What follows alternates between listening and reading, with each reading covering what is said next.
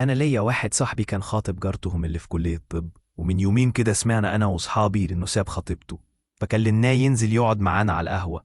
وبنسأله إيه يا ابني اللي حصل؟ ما انتوا كنتوا كويسين ومتفاهمين. قال لنا اسكتوا، انتوا مش فاهمين حاجة. ده عيب اسم سيدنا محمد يعدي عليك وما تعملش إعجاب ولا حتى تصلي عليه في الكومنتات. أنا في أول زيارة أروح لهم البيت حلفت إني مش هروح تاني مبدئيا. أنا قلت اتصل بيها اسالها لو عايزه حاجه اجيبها لها، وانا طالع من باب الادب والشياكه. يعني لقيتها بتقول لي ينفع بس تجيب لي فورمالين من الصيدليه عشان عندي امتحان بكره وعايزاه. قلت لها بس كده؟ ده احنا عنينا وجبت لها اللي هي عايزاه، وانا ما اعرفش ايه ده اصلا.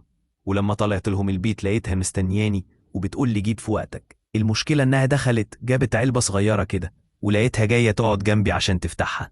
افتكرت جايبالي هدية واتعشمت، بس لقيت الحيوانة بتطلع ضفدع من العلبة وبتقول لي معلش ما انا قلت لك عندي امتحان بكرة.